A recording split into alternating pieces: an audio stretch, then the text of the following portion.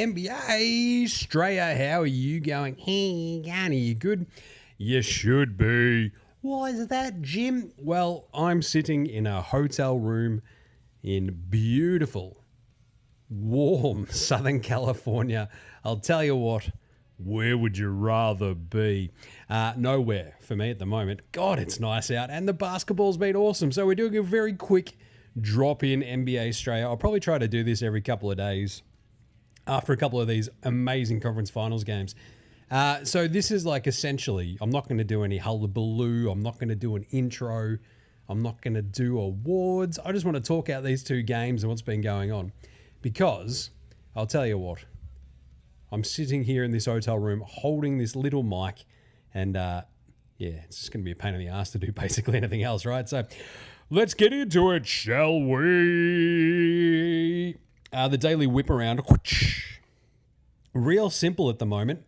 The basketball has been awesome. So on the plane over here, so what's that, 14 hours on public transport, but worth it to be with you.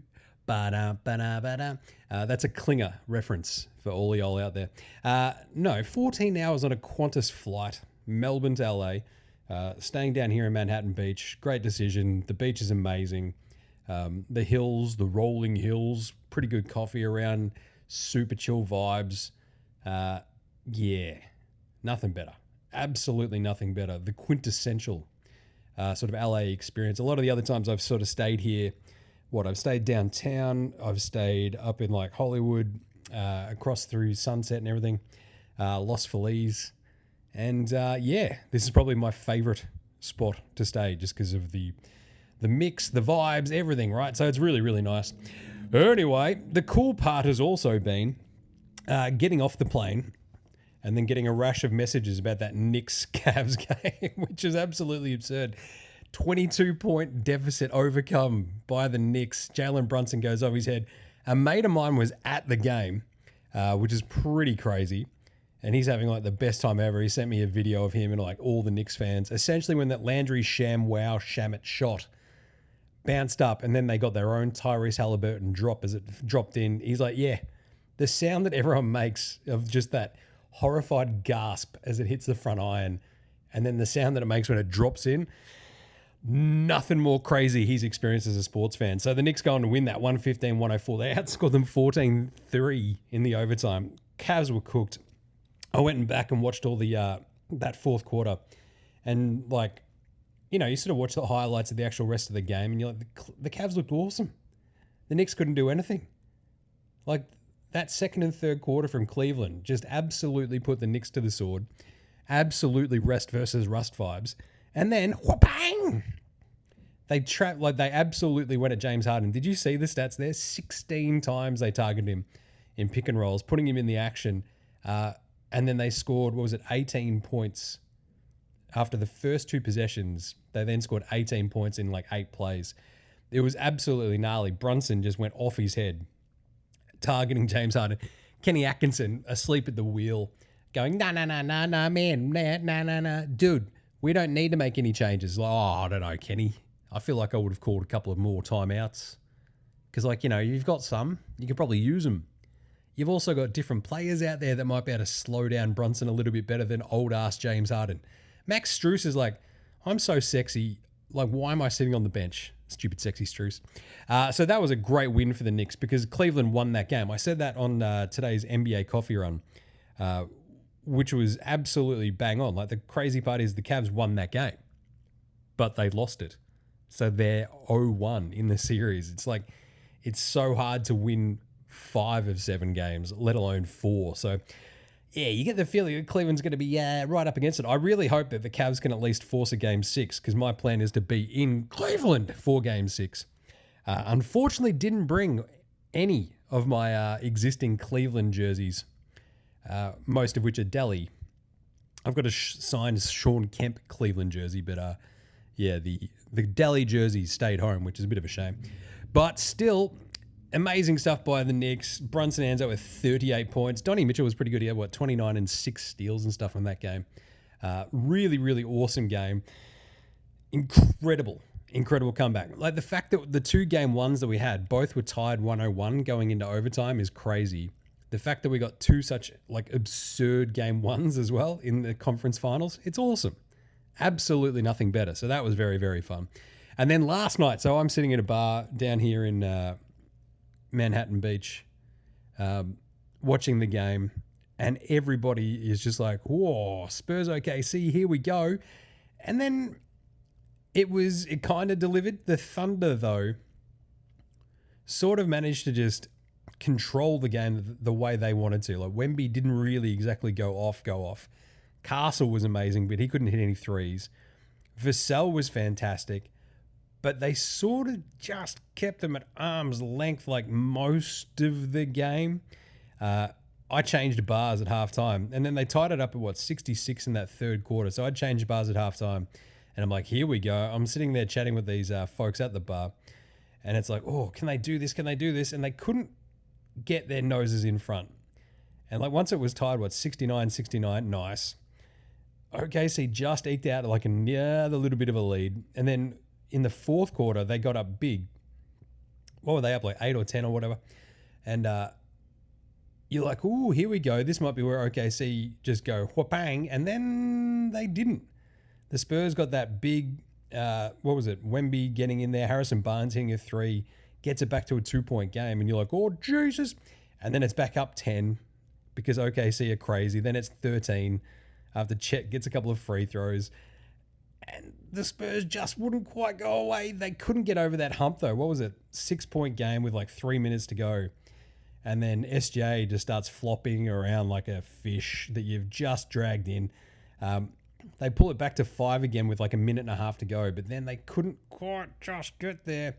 SJ just hits that butter jump up, and that puts them up like 120, 113, and then they couldn't hit anything else really to go. So the big story for me in this one was obviously J-Dub going out with a hamstring, but then Dylan Harper looking like he pinged a bit of a hammy as well.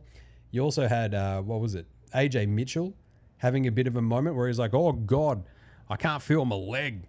So I think injury is going to be a big thing here in this series, which tracks because, I mean, whoever actually sort of has enough like healthy dudes in this game, it's going to make a big, big difference. Because, I mean, look, when you've got all that perimeter talent and you've got Wemby and you've basically just got a Thunder team that's going, hey, SJ, just flop a little bit more. And he's like, okay. How many times did he go to the line in the end? He only went there 6 times, but geez, the egregious flopping. It just leaves a really bad taste in your mouth. Out of all the Thunder stuff, though, as well, that I forgot to mention was that as this was sort of going on, I think the announcers even brought up the fact that the starters for your Thunder combined to shoot 1 of, 7 from 3, and that was it. It was all Case and Wallace coming in, hitting 4 threes, McCain hitting 3 threes. Luckily, Philly sold high on him. Just saying. Caruso putting on another Caruso, having 3 threes and 5 assists. He was awesome.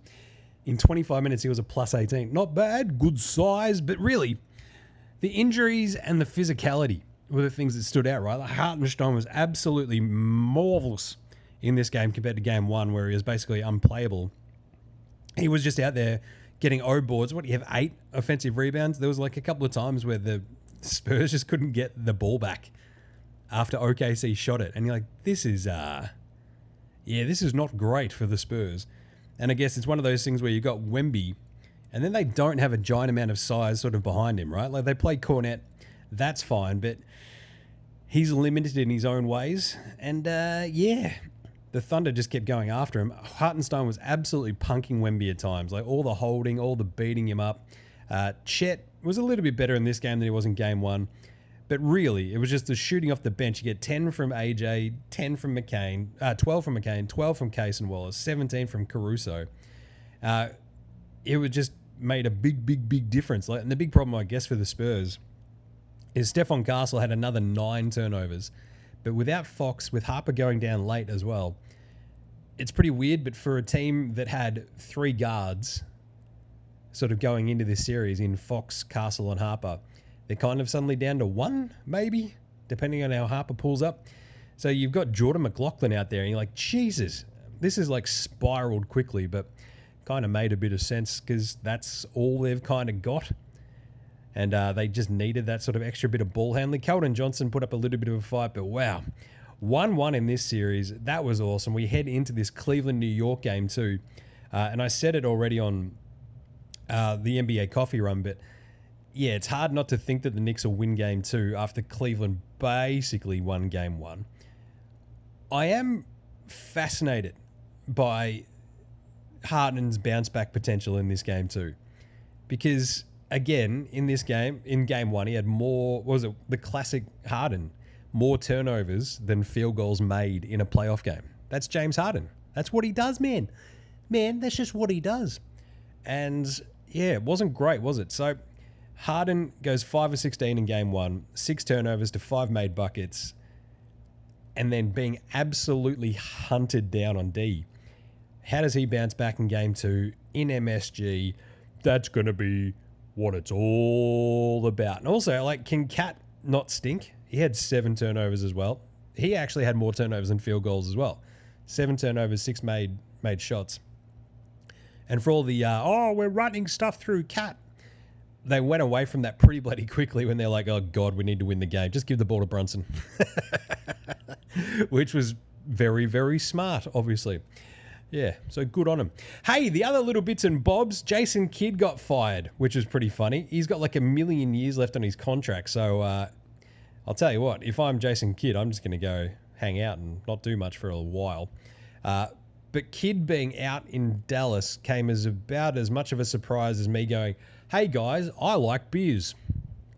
Insofar as like it was no surprise whatsoever. Because remember Masai Ujiri, that bloke who in that Toronto-Brooklyn series where Jason Kidd was like the coach, out there going, fuck Brooklyn. It's like, okay, Masai. So there's not exactly a giant amount of love between the two blokes. Masai takes over in Dallas, and then in a surprise twist, Jason Kidd is out. I do love that. It's like Masai comes in, Jason Kidd's like, hey man, I've got tenure. This is great. I'm all good. She'll be apples. And then Masai's like, I don't care. These guys have got more money than anybody, so screw you. Out we go. So yeah, off he went. That was pretty funny. What was the other news? Oh yeah, they announced the all-rookie teams, which is pretty cool. I think it was obviously, for the most part, they were pretty straightforward because you had Cooper Flag, Coop de loop doop doop, Dylan Harper, VJ Edgecombe, Con Knipple. So your top 4 picks. And then Cedric Coward make the first team, which is pretty cool. And I mean, that just makes sense, man. It just makes sense. Elsewhere, and then in the second team, I guess, you got like the, Ace Bailey, Jeremiah Zero Fears, Derek Queen, and my beloved Maxime Renaud and Calamari Boyles. So that's good. So I think we get, what else? We get all defense teams. We get coach of the year as well. So yeah, it's all going on. But I don't know. Was there anything else that sort of popped off? I don't think so. I think that was kind of it. With your man J Kidd out, injuries. I think J Dub's day to day. What else we got? Harper's out with a hamstring. He's going to get some MRI gear. So what are we saying? Yeah, the Dylan Harper thing, it's like, yep, he's out. He's not going to say anything about game 3. So, yeah, we're going to find out. Anyway, that's about it. Yeah. It was a very tough decision to fire Jason Kidd, says Ujiri. Yeah, real tough. So how quickly could he make that decision? And I guess the other one is the Stephon Castle dunk in that game. And just how good that was. I was like, everybody in the bar absolutely lost their mind.